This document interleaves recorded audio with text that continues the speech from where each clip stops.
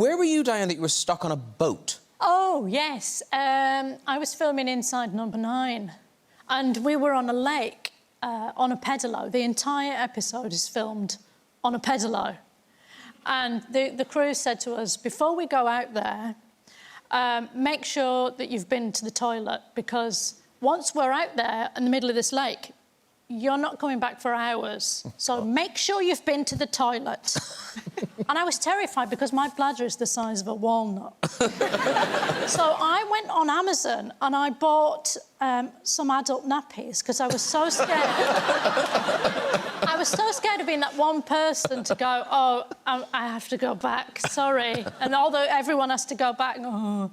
So I went and I bought some adult nappies and I thought I was getting a pack of 12, but in fact, I got a box of 500. They're still in the garage. I've got one now, I'm quite nervous. But I never deployed it. I just want to say I never deployed it. OK. On the show. And have you laid down the 450 that you've left? Yeah. They're there when you need them. Exactly, that's what I thought. Planning ahead. I've had hundreds of auditions that didn't go well. But I think I can't remember them now because I think you blot them out. They're so humiliating. But I do remember one for an advert for, what was the chicken thing? I feel like chicken tonight. That. And you had to sing a reggae song to a frozen chicken. And I can't sing. And the only reggae song I know is there's a rat in my kitchen. What am I going to do? I'm going to kill that rat. So that's the only line I know as well. So I had to just keep repeating that to a panel of 6 people who just sat in silence. Most adverts are, auditions for adverts are humiliating. And I think the best advice is to forget about it the minute you leave the room. Don't dwell on it. Because for years I used to think, oh, I hope I get it. I hope, you know, I really need this job. And for weeks I'd worry about it. But then after a while I just thought, oh. And the minute you leave the room, you forget about it. Some you'll get, most you won't. But don't take it that seriously. That's my advice. School. Who wants to come in with that? Diane.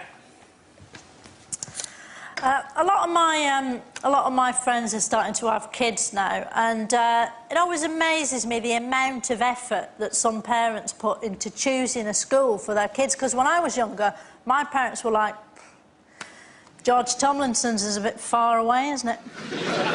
She'll only have to cross one road if she goes to St Peter's. That's settled then, St Peter's it is. Yeah, they've gotten high teenage pregnancies, but she probably won't get knocked over. Et momentum mori etwe, that was the Latin that was over the door at my school. It means knocked up, but not knocked down.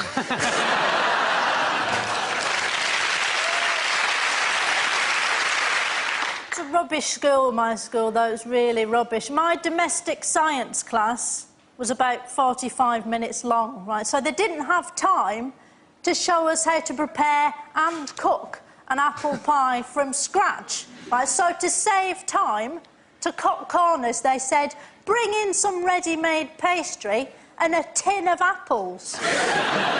Ready-made, all ready-made pastry and a tin of... I don't know why they didn't just have a class on how to buy an apple pie. Thank you very much.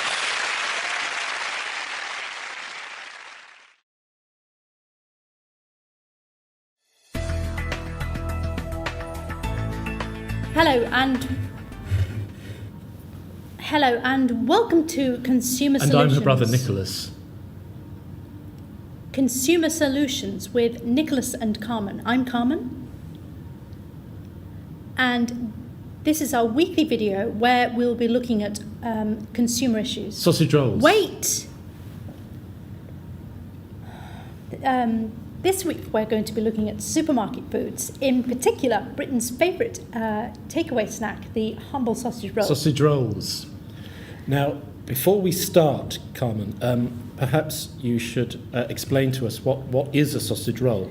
Yes, a sausage roll is sausage meat that's been rolled in pastry.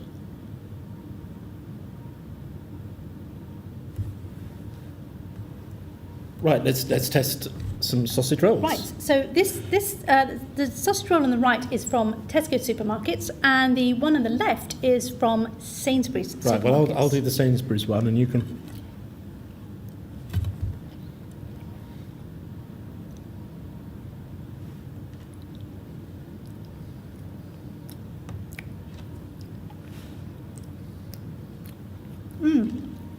The first thing that comes through with this sausage roll is the pastry. It's light, it's flaky, it's reassuringly brown, and then you get the hit of the sausage meat.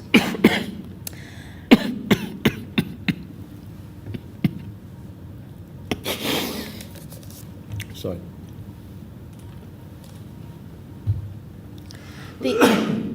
The sausage meat excites me, and I'll tell you why. It's clear that they've added a blend of herbs and spices to increase the flavour of the sausage meat, and that's exactly what it's done. It's increased the flavour of the sausage meat. Well, wouldn't you say that violates the purity of the humble sausage roll cut? Well, that's one way of looking at it. We've all grown up with sausage rolls, and we all know what they taste like. So by tampering with the recipe, Tesco could have ended up with egg on their faces instead of brushed lightly over the pastry. But no, I think this is a triumph. What about yours? Yes, it's nice. I choked on mine. Did you? Yes, I know. But yes, Yours seems flatter in shape, and that seems to be in vogue at the moment. Mine has a more cylindrical shape, and I have to say, I much prefer a cylindrical sausage roll. Can't be doing with all this flat sausage roll business. Don't think your sausage rolls are... So you can see why sausage rolls continue to be so popular. They're a very simple but effective snack. The only downside being that if you have one too many of these little flaky fellows, then you might turn into a sausage roll. Yes, that's true. You certainly ploughed through them after Graham left, didn't you? They gave Carmen her own chair and table at Greg's, didn't they?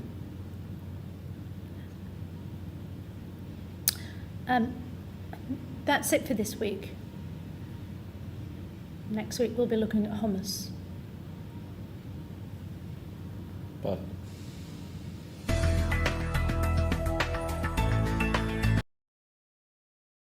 Possession. Right, there's a box underneath your desk, Diane. Could you open the lid, read the card out first, and then take out the item? Every time I lose a tooth, I put it in a pot. This is that pot.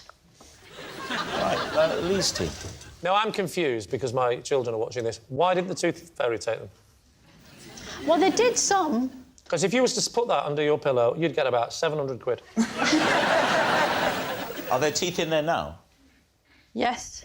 Okay. So why did you decide to start just collecting them?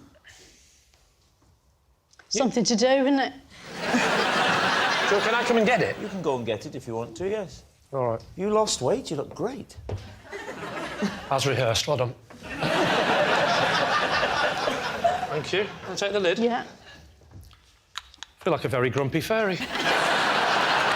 There's a quid under your pillow, love. Oh, my God! Oh, wow. Wow. Huge! That's a big one. That's like a cat's tooth. More like a fang. This one's quite decayed. Yeah, they're not healthy-looking teeth. No. She's from Bolton. Can you talk us through them, Diane? Do you remember which one comes from where? Well, they all came from my mouth. I appreciate that, but in which Can you parts of the mouth? explain this one? Because that is just... That's which like a one's that? dinosaur tooth. It's very long and sharp. Well, you know that it's not just the top of your teeth that you can see, they go down into your gums. Oh, yeah, I went to school. What scares me is if this isn't true, whose teeth are they? If I find out the producer of this show has pulled out his children's teeth for the sake of this show, I will genuinely say, well done, mate. You can probably buy children's teeth online. What do you think, Rory? Is she telling the truth? I think she has to be telling the truth because she doesn't strike me as a person warped and deranged enough to collect other people's teeth. No, I don't think... I don't... No. Fair better explain how this show works. If she's not telling the truth, it means that this is as new to her as it is to us. It doesn't mean I'm lying because they're not my teeth. All right, it's true. It's true. I hope it's true. OK, true. You're saying it's true? Yeah. OK, Diane, truth or lie? It's actually true. Why would you do that? I once dumped a boyfriend because I didn't like the way he fell down the stairs. David's team. How often had you been pushing him down the stairs? I just hid his wheelchair.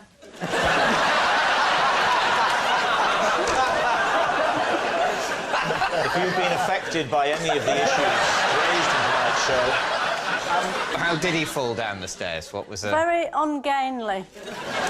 What kind of stairs did he fall down? Where was he? It was just outside his flat, and there was like 5 steps, and then another 5 steps. Well, you know those ones that go sort of in a different direction. concrete sort of- steps? Yeah, concrete. So this is nasty. This isn't... It was a nasty fall, yeah. Yeah. Did you finish with him because he was so badly injured he was no use to you? This was sort of like the last straw, really. What was the other straws? There were so many straws. Tell me one. He used to fall out of cupboards. He was quite mean. He was quite a mean person. Can you walk us through the scenario? What happened? OK, so we're leaving his flat. He locks the door. He loses his footing on the steps, makes a little scream, and he just fell. How many stairs did he go down? Because the way you've described it, there were corners. Did he go round the corners? He's not a slinky. No, he did. He did. So how did you react? Did your compassionate side come out? Well, I asked him if he was all right, and then I sort of made a mental note to cut him out of my life. So what are you going to say, Nadia? Does it ring true for you? Did you want to leave him before the fall? I've been thinking about it. Yeah, because it was the last straw. It was the last straw, yeah. But she only offered up one straw. If I had a resentment against an ex-lover, right, I could give you a short list off the top of my head. Even that was a bit scatty. Waking up and seeing him in bed with the milkman. Oh. I think it might be true. Say We're true. going to go with true. Say true. Diane, truth or lie? It is actually true. Wow. It's true. Diane did dump a boyfriend because of the way he fell down the stairs. Please welcome this week's special guest, Michael.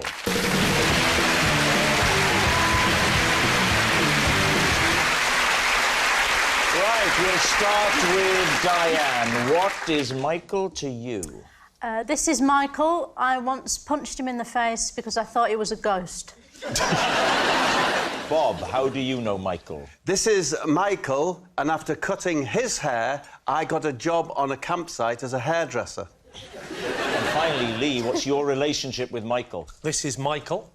Together, we helped free a donkey that had trapped itself in the cubicle of a seaside toilet. So there we have it. Is Michael Diane's ghostly guy, Bob's campsite client, or Lee's donkey do-gooder? David's team, where would you like to start? Well, Diane, where were you when you mistook Michael for a ghost? I was backstage at the Theatre Royal Bath. And what were you doing there? I was in a play. What happened? You were in the dark, waiting to go on the wings? I was in the wings. In the wings, waiting to go on? And I'd been told a ghost story about this. Where The was theatre Michael? Royal Bath is haunted. What was the story? Well, that the theatre was haunted. They said that about once a week, this ghost, a man with white hair, would float around the theatre. So you heard So that then story? I'm standing in the wings. Uh-huh. I turn round and I see... Well, I know it's Michael now, but at the time I thought it was the ghost because of the hair. And I sort of inadvertently punched him. What was he wearing? He was wearing quite dark clothes because he was, you know, working backstage. He looked like he was kneeling on some sort of prop. So he looked like he didn't have any legs. That's what made me think, oh, my God, it's the ghost. So he sort of sidled up and knelt on something. Yeah. I have to say, I have slightly less sympathy for Michael now. I realise that what he did is he sort of crept up behind you and knelt there. That is slightly creepy behaviour, isn't it? Yeah. I did ask him why he was kneeling on the bookcase. Yeah, but I imagine at that point he was also asking you why you hit him. Yeah. Did he answer you? Was he able to say why he was kneeling on there? Yeah. He said there weren't any chairs backstage. All right, who next? OK, Bob, you cut Michael's hair, and this was on a campsite. Yeah. How did you come to... Because you're not a hairdresser, are you? I'm a hairdresser, David. You previously worked as a hairdresser, had you? I'm from a family, I'm the youngest of 4 boys. And in my family tradition is that the eldest is a priest, then a lawyer, then a teacher, and then a hairdresser. So it fell to me to take up the scissors. I was given my first set of scissors when I was 13. I actually had a pair of scissors when I was younger than that. Were you the 4th child? Yeah, no, it wasn't. It was more for, you know, cutting out bits of coloured paper. Oh, no, these were Japanese steels. These were Yasakis. Right, OK. So you were given these hairdressing scissors at the age of 14? Yes. Had you undergone any further training or just were encouraged to experiment? Well, here's the rub. Because Michael, or Mickey, as you know, Mickey the drink, he's...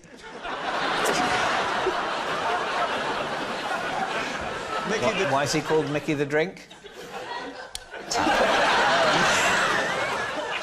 Anyway, so, he was one of the first people that I ever gave a haircut to as a young boy. He was one of my friends. And then, fast forward to 1982. I go to the World Cup in Spain. There was Michael, Billy the Pigeon... Gentle Kenneth. Billy the Pigeon? Gentle Kenneth, yeah. Why is he called Billy the Pigeon? Oh, he's found his way home. No, he's a pigeon.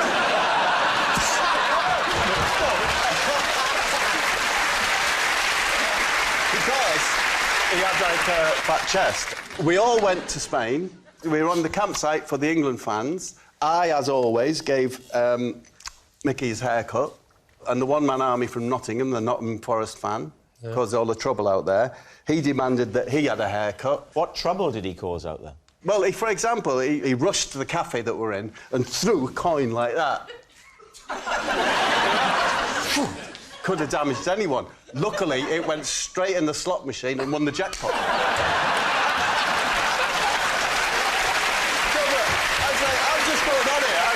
It was really rather simple story. So I cut Mickey's hair. I'd done since he was 13. So you'd cut his hair regularly. You first did when he was 13. When he was 13, one of the first people. You were his regular hairdresser. No, that would be a lie. But I would always cut Mickey's hair. Yeah. I was seen doing this, and before you knew it, over the course of the next 10 days, I probably did 50 to 60 haircuts. And were you paid for these haircuts? I probably was, but in kind. Right. Oh, because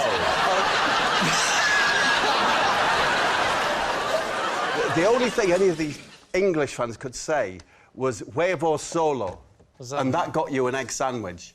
And I seem to remember that people, because I was cutting hair, it was always in the morning, that someone would bring me, oh, mate, you're busy cutting hair, you have a huevo solo. So you're paid in egg sandwiches? I think maybe I was.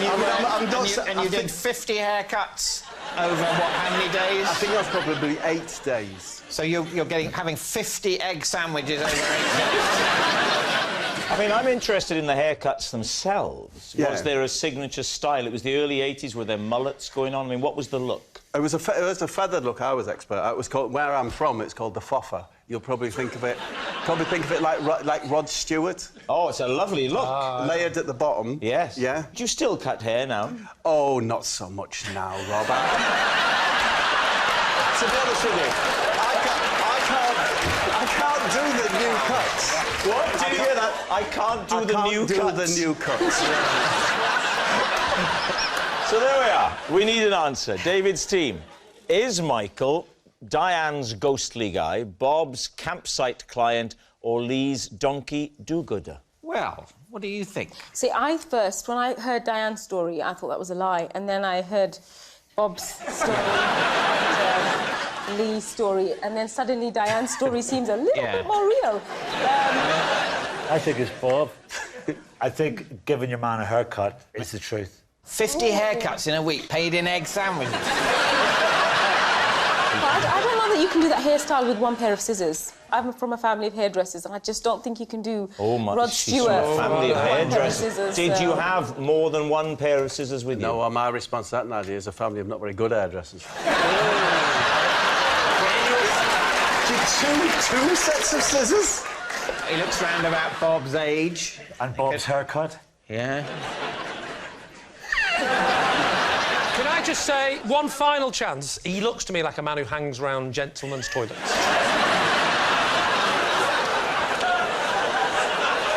I'm going with Diane. Yeah. Going with Diane. We're settling. David's team are saying that it is Diane. Michael, would you please confirm your true identity? My name is Michael, and Bob gave me a haircut on a cancel.